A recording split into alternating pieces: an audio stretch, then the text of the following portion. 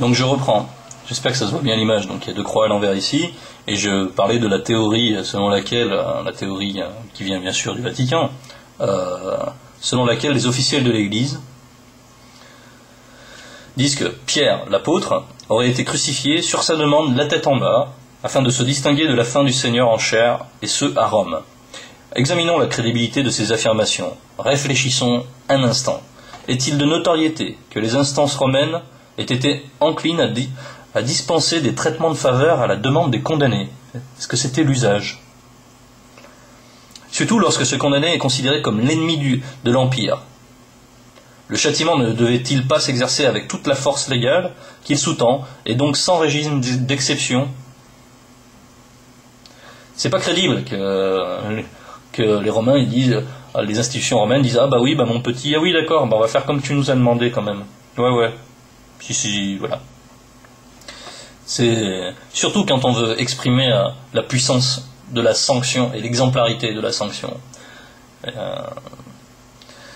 Donc cette histoire ne tient absolument pas la route. Ce témoignage de scribe mensonger au titre faussaire d'historien ne tient pas un instant pour celui qui aime la vérité et qui prend le temps et la liberté de réfléchir. Concernant le lieu, c'est-à-dire Rome, selon la Bible, quel fut l'apôtre ministre des païens, Paul ou Pierre? Que faisait donc Pierre loin de son ministère, et donc de sa vocation?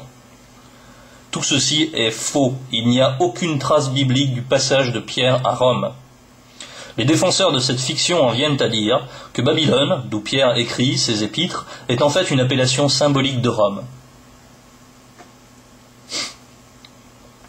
Déjà, dans tous les autres épîtres, les apôtres et disciples précisent le lieu physique d'où ils écrivent, alors pourquoi Pierre ferait-il exception à la constance de cet usage?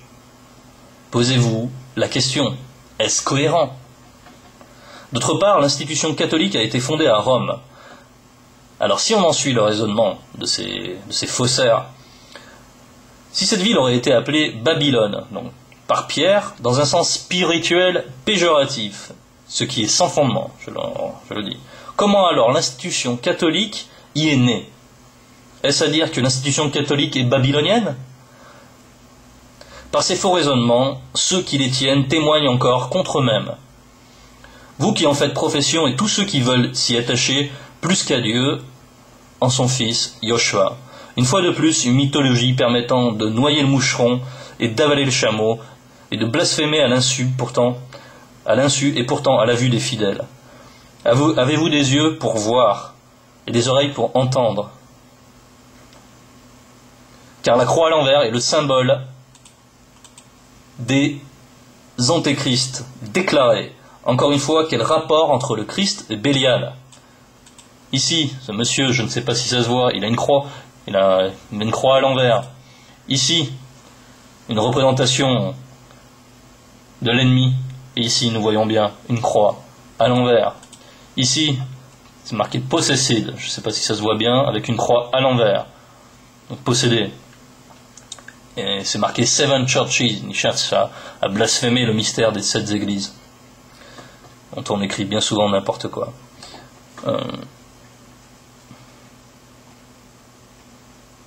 Donc, quel rapport y a-t-il entre Christ et Bélial? Alors, je vais me rapprocher pour m'assurer qu'on les voit bien. Voilà.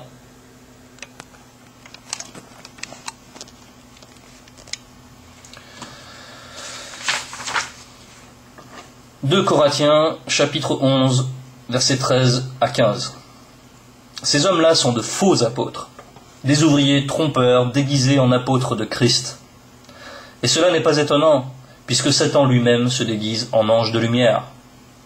Il n'est donc pas étrange que ces ministres aussi se déguisent en ministres de justice. Ils se déguisent, ils s'habillent en ministres de justice pour être vus.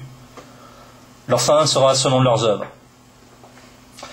Et les papes et autres officiels comme les orthodoxes ou autres se prétendent ministres et s'entourent de prestige clinquant mais les apôtres, eux, ont vécu, les apôtres véritables, eux, ont vécu dans le dépouillement et non dans le luxe.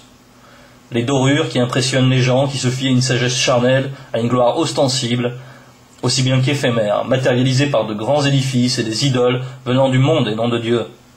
Cette gloire est celle des royaumes des hommes. Satan en a la tutelle pour encore peu de temps, comme l'indique ce verset. Luc, chapitre 4, verset 5. Le diable ayant élevé lui montra en un instant les royaumes de la terre, et lui dit, je te donnerai toute cette puissance et la gloire de ces royaumes, car elle m'a été donnée, et je la donne à qui je veux. Si donc tu te prosternes devant moi, et c'est ce que font ces hommes, ils se prosternent devant Satan. L'élite du Vatican fait ceci, et nous allons le voir, et je vous ai montré tout au long l'occultisme qu'il y a derrière ces pratiques. Luc, chapitre 16, verset 15, Yoshua leur dit, vous cherchez à paraître juste devant les hommes, mais Dieu connaît vos cœurs, car ce qui est élevé parmi les hommes est une abomination devant Dieu.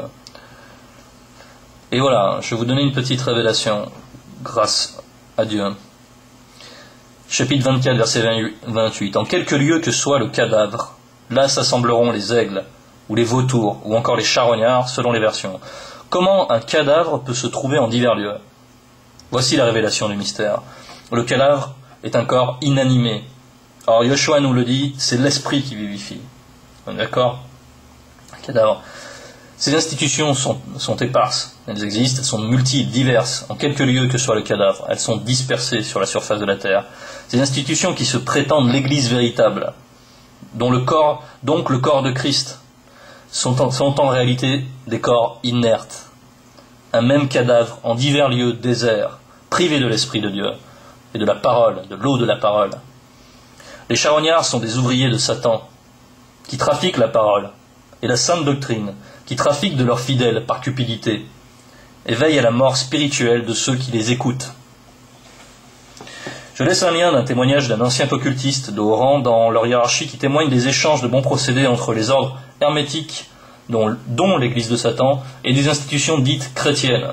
Des affaires de pédophilie, des réseaux de l'horreur, toujours bien protégés par leurs mécènes, par toutes les strates du pouvoir, s'expliquent d'autant mieux quand on a connaissance de ce commerce entre les institutions dites chrétiennes et les institutions occultes. Car les sacrifices à Moloch sont la chasse gardée d'initiés qui ont fenêtre sur cour dans toutes les institutions religieuses, toutes religions confondues. La beauté de l'œcuménisme, mot que les francs-maçons aiment beaucoup pour parler de la diversité de leurs rites, œcuménisme, il faut le savoir. C'est un mot qui sonne très mal, œcuménisme, si on y prête attention, la résonance de ce mot reste sur la langue. Et son expression parmi les hommes est aussi fort laide, pour peu qu'on gratte un peu. Ce qu'ils font est abominable avec ces enfants, révulsant, et il me tarde que la justice de Dieu fonde sur eux. Je hais les œuvres des Nicolaïtes. Leur influence agit comme un cancer par rapport à l'œuvre de Dieu. Alors voici la mouvance dont je vous parle, prise de manière illustrée. Alors, pardon, je repasse un petit peu. On reconnaîtra ici, donc, à travers un livre non censuré de Yves Saint-Laurent. C'est marrant qu'il s'appelle Saint. Tiens, encore un saint c'est un saint qui n'en est pas un, comme toute une clique présentée. La vilaine Lulu. Donc c'est une sorte de BD. Les images suivantes, elles n'ont pas été censurées. Elles sont pourtant ultra choquantes. Et force est de constater que certains ont carte blanche et tout mandat en ce monde. Je préfère prévenir avant, si vous êtes avec vos enfants, il n'est pas bon pour eux de voir ce qui suit. Aussi, je vais le présenter que très succinctement. Pardon de l'avoir affiché par mégarde. On reconnaîtra ici les us cruels des initiés aux profondeurs de Satan, qui corrompent et détruisent ce qu'il y a de plus grand parmi nous. C'est Yoshua qui nous le dit, que les plus grands parmi nous, ce sont les petits-enfants. Car Yoshua dit, quiconque ne ressemble pas à ses petits-enfants n'entrera point dans le royaume de Dieu. Et ceux qui commettent de telles choses n'ont plus rien à espérer, selon notre Seigneur et ses justices. Donc, voici ces fameuses images. Voilà, donc ça c'est un livre que vous pouvez taper, La vilaine Lulu, vous pouvez l'acheter sur Amazon, si vous en avez le cœur, ou la curiosité. Donc on voit ici des sacrifices humains, c'est elle la vilaine Lulu.